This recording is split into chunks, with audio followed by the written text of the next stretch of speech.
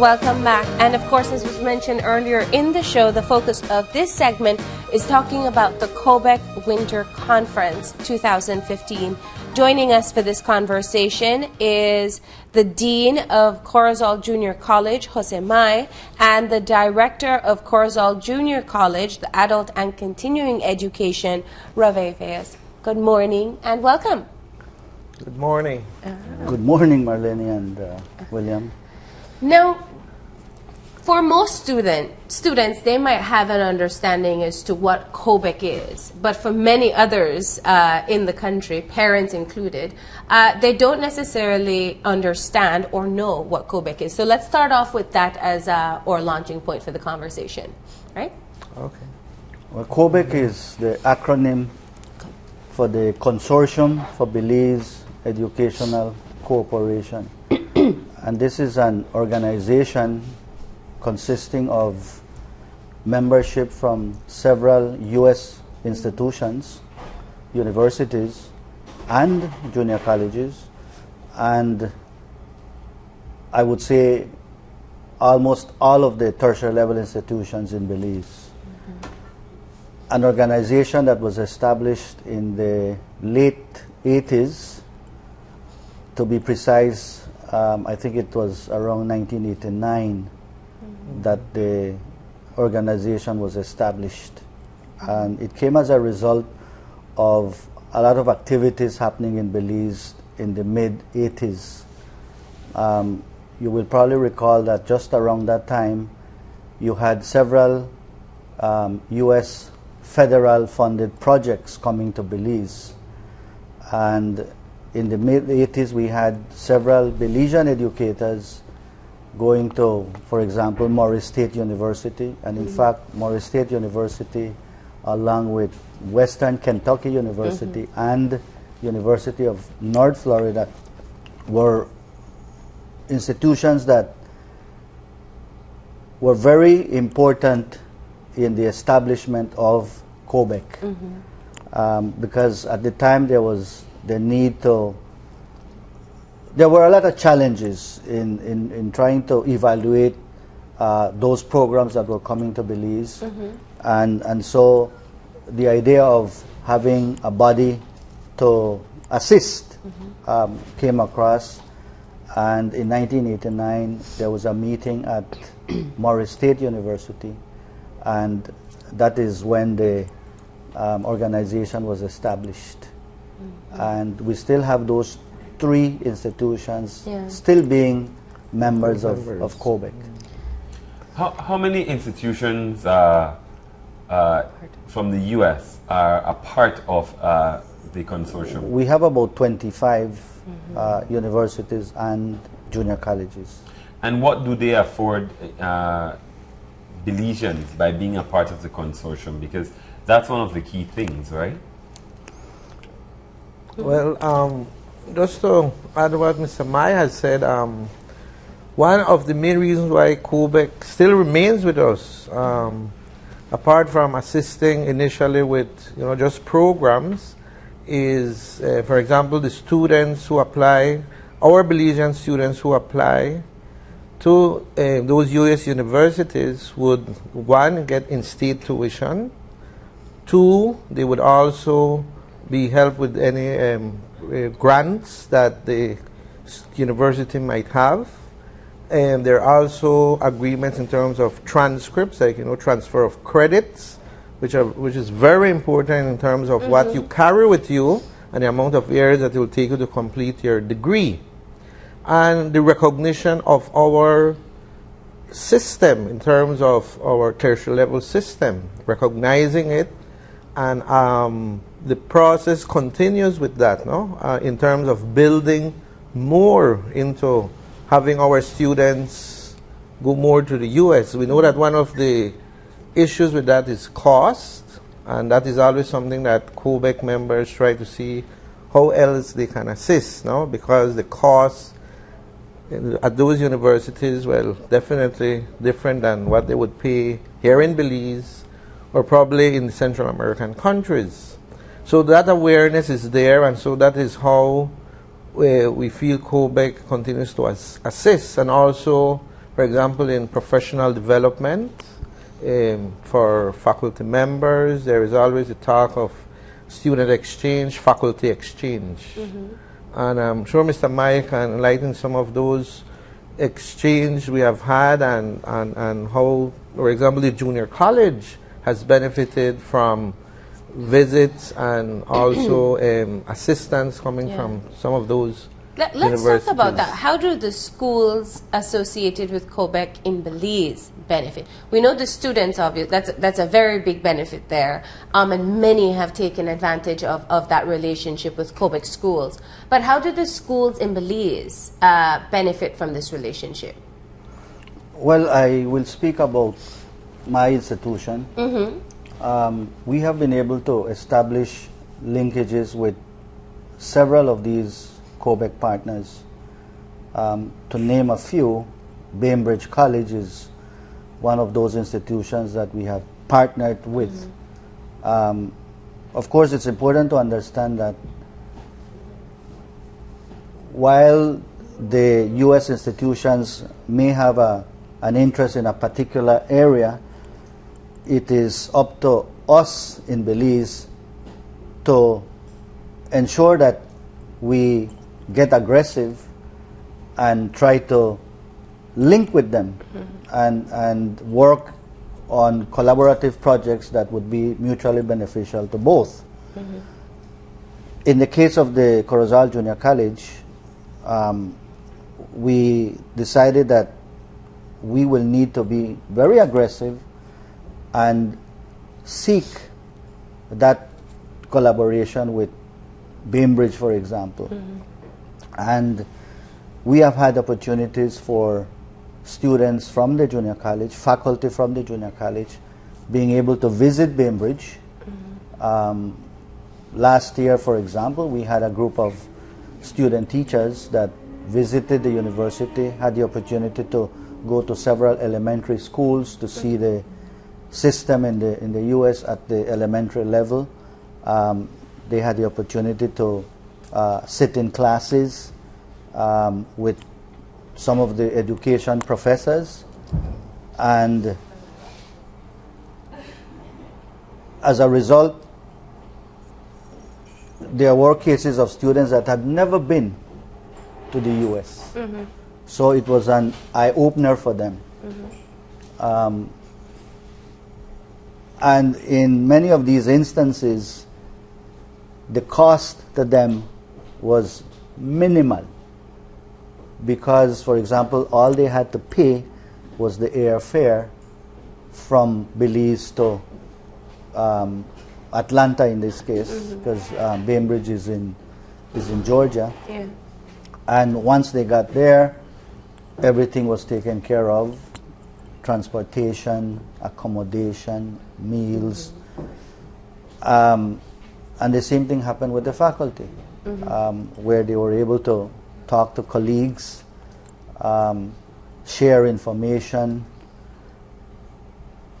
And so if you look at how that is having an impact on the school, well, it does, because when teachers come back, you know, with a better insight of the system and the curriculum offered by these institutions, then that is shared with the rest of the faculty, with the students. But I think it's important to understand that you're not going to get benefits to the extent that you can say, well, guess what? It's good to have these exchanges because these are the immediate benefits. The benefits might not be immediate, but it could be on a long term. The exposure counts for a lot. Yes. I mean, I think to be able to see how different systems work, and also to kind of have that vision of what could be here as well. So I think that that's a definite benefit. Now, when the students do, your students also do a semester abroad or have the opportunity to do that? Well, we have not been able to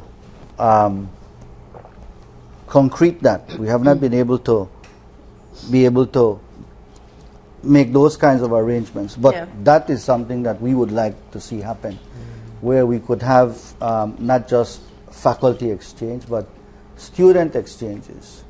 A couple years ago, we signed a memorandum of understanding with Bainbridge College that would establish the guidelines by which we would be able to maybe try to achieve that.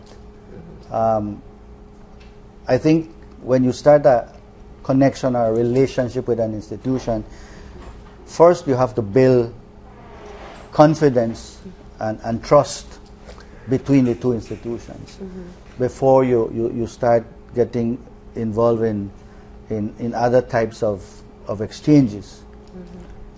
Just to add to what Mr. Mai has said, I do know that there is a semester exchange, not with junior CJC, but I know the University of Belize has a semester exchange with Bridgewater University. And so students from the Faculty of Arts and Education, some are selected to go for one semester. So that is, with other, as Mr. Mai is saying, it depends on the school and the bilateral agreements that you have with selected or with the different universities. As you can have bilateral agreements, or it can be multilateral, where it impacts more than one school. And that is where I think where we're trying to head with Cobec, more multilateral than just bilateral. But to impact more of the tertiary level institutions. And that's the point that I particularly like. Traditionally, a lot of times the relationships were built among personalities at a particular institution. But what does Cobec offer in terms of making sure that they live on or pass individuals? The relationship is sustained. Can I answer that? Yeah. Ms. Jane. Good morning. You want to welcome Ms. Jane, of course. I came on board with Cobec when I took over at UWI, and I can say that it's the institutions that belong to Cobec, not the individuals. Of course, individuals who represent their institutions bring their personalities with them and so on and so forth. But I've not known that an institution has reneged on its commitment or its relationship with the Belizean institution. So I think it's a continuum that the institutions maintain, regardless of the change of the parties. Now, when you're looking at what has evolved with time, with the Cobec, the partnership on both sides of the fence, what would you say has actually accounted for the strengthening over time of the relationship with Cobec? Why does it continue to survive even now? Well, I would say that one of the things when I began to attend conferences and also talking to Mr. Mai and those persons who are in Cobec, I would say that, well, individuals do play a role in the sense of which school they represent, and because they see the importance of Cobec. And I believe that as others join in, when we have these conferences, for example, there's where we see the value, in the sense that if we look at major changes in education, reforms happening, quite a lot of the research, quite a lot of the curriculum changes come from U.S. universities. And so they can provide to us, and they do provide to us, that professional assistance in reforms, because quite a lot of these reform movements come from research that is done at those universities and what are best practices. And so that is a wealth for us here in Belize, because it's just a phone call away, an email away to get so much information, to get current best practices in different areas as we continue to reform our educational system. So that's one area I think that the schools have seen that we need to continue this relationship. This relationship is helpful, even though every time we meet, we say we would like to do more, but there are constraints on our side and constraints on their side, no? Particularly financial, because we would wish to do more. You know, we talk about, for example, doing short-term courses, particularly for teachers in higher education. We know that at universities, some of the teachers would have their doctoral degree, but do not have any pedagogy or andragogy training, you know, how to really teach. And these are areas that we can tap in for our lecturers to be certified. And so those conversations are happening.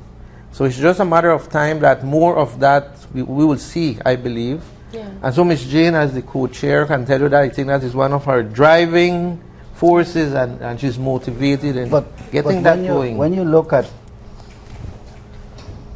all the tertiary level institutions in Belize, if you look at the faculty among these institutions, you will observe that many of these faculty members are products of Cobec. You know, they have had the opportunity to pursue further studies through that collaboration that we have. And that in itself has made higher education in Belize, well, it has had a significant impact in the entire structure of the tertiary level institutions in Belize. That is a direct impact that you can see. And obviously, what I'm hearing from you is that there is a continuous wealth of opportunities that can be tapped into. It's just a matter of pacing and finding resources and formalizing agreements. So looking at the winter conference itself, with these bodies coming together, what's on the agenda? I always smile when we say winter conference in Belize, and I know, right? And I tease our It's US their winter, counterparts not all the ours. time. But let me first please give kudos to the U.S. co-chair, the current U.S. co-chair, Dr. Neil McCrillis. He is from the Columbus State University, and I know you guys met Dr. John Kempinen on many occasions before. So Dr. Neil takes over, and I can tell you, working with him for the past few months, he's a really good action person. You know, he's always on top of stuff. So it's really a pleasure for me to work with him. On the agenda, I'll have the current hosts, because they know their agenda well. Yes. They put together. But I wanted to say on the previous question that one of the things I think is important for people to look at, we've already discussed, but I want to emphasize, it's a mutually beneficial relationship. But the benefit on each side of the fence, so to speak, is probably different.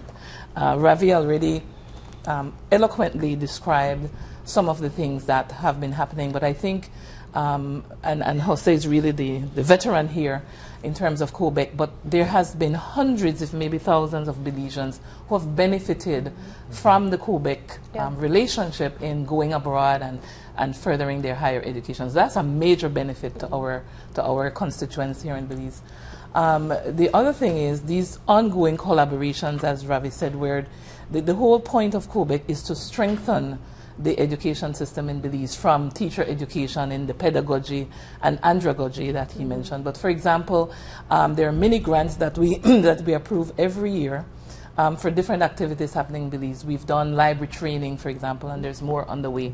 Today, for example, at UA, all day long, and Jose kind of hinted at that, is what we call the cafe workshop, where we have faculty from all over this country. We have about 90 of them coming through today, being participants in faculty development, which is a Cobec product as well. So that's a subcommittee that comes together. I think today the focus is on research, which our country needs badly.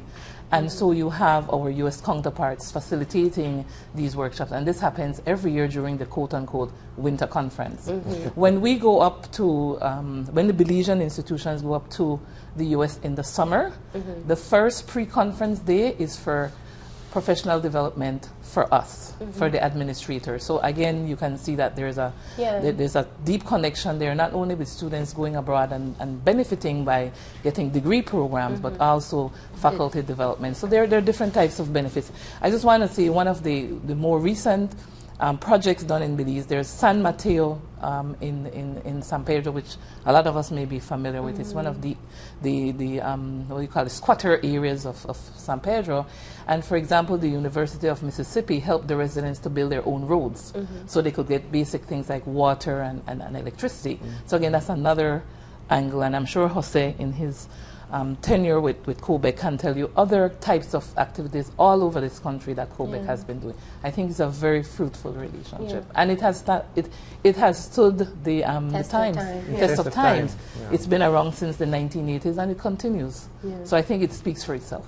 While you look on the U.S. side, what is unusual is that you have all the tertiary level institutions also collaborating on the Belize side to make this work. So how has this really assisted the Association of Tertiary Level Institutions of Belize to actually solidify and have a common cause in terms of where do we want to go as a country in terms of tertiary level education?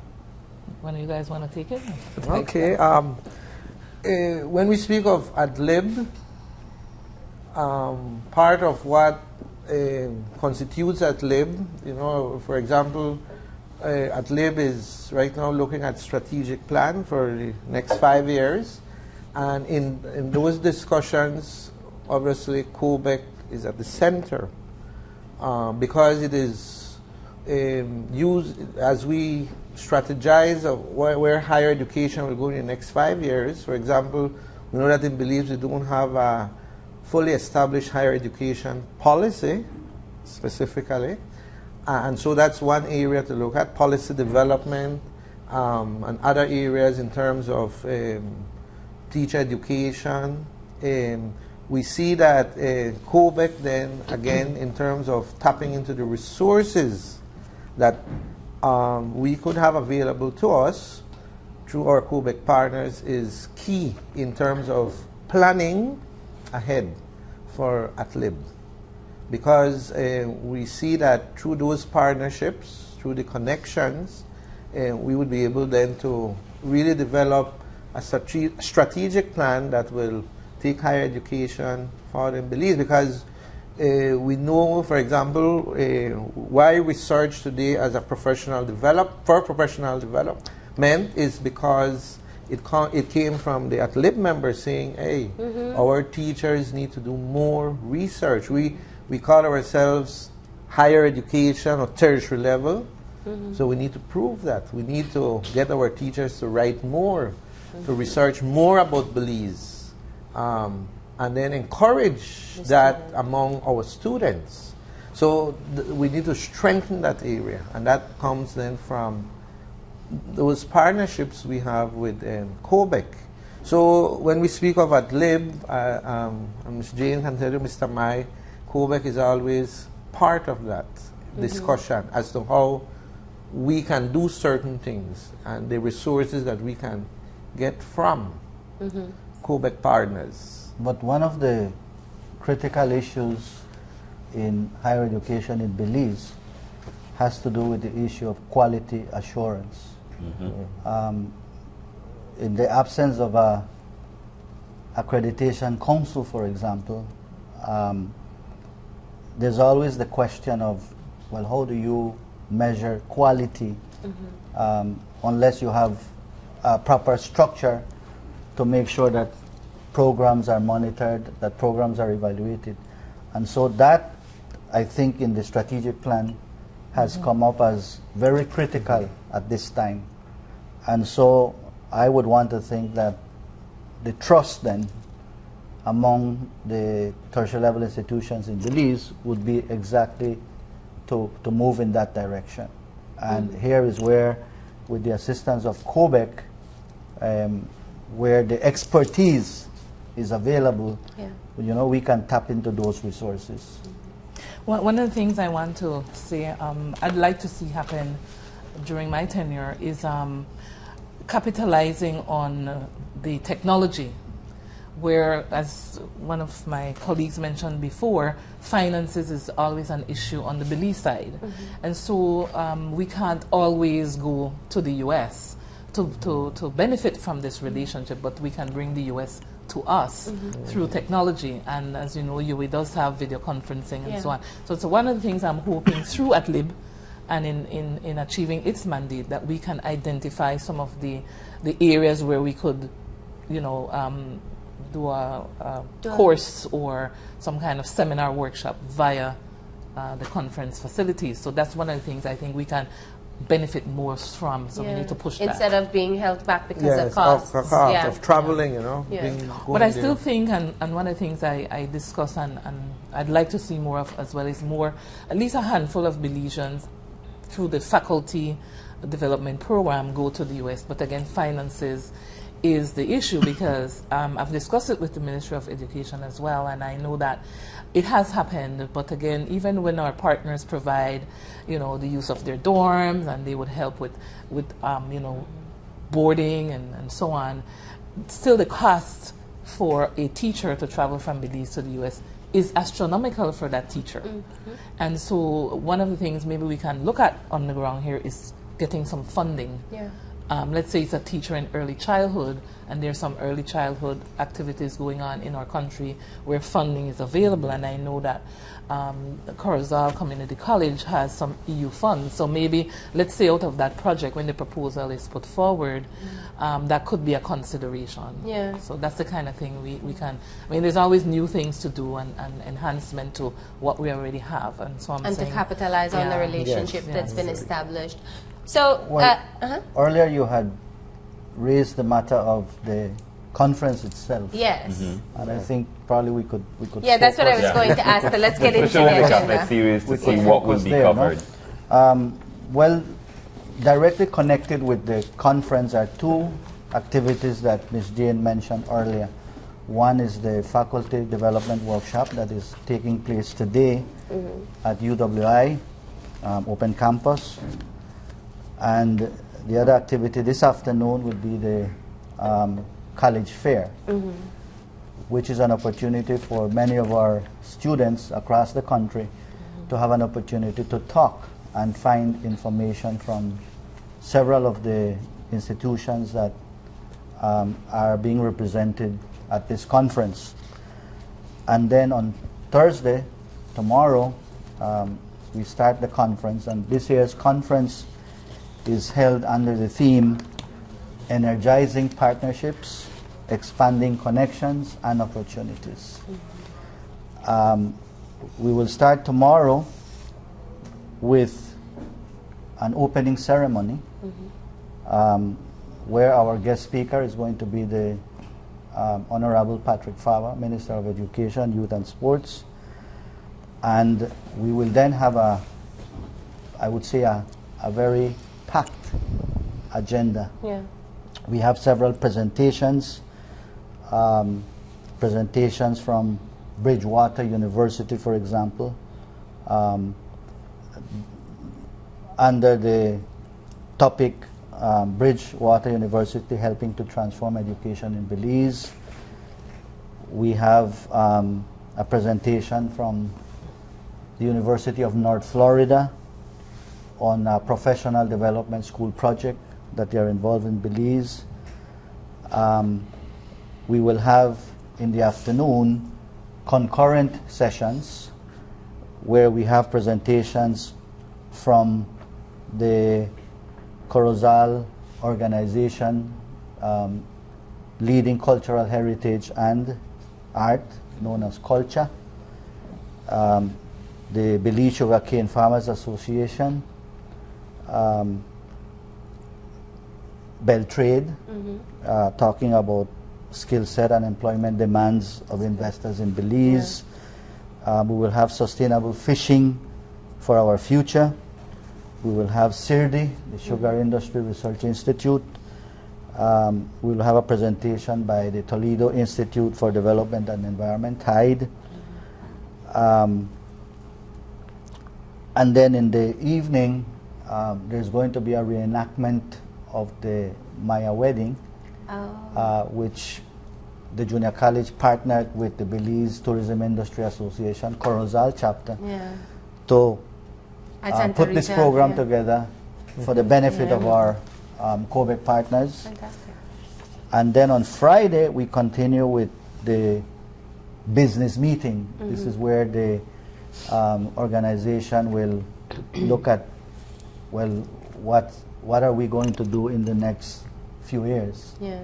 And I think one of the areas in which attention will be placed would be in the bylaws that govern the structure of the association.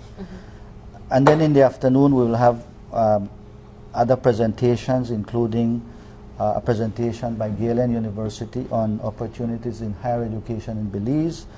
And then we will run a concurrent session almost at the end of the conference, where we will have a presentation by the Corozal Free Zone, and then we will have BSI, the Belize Sugar Industries.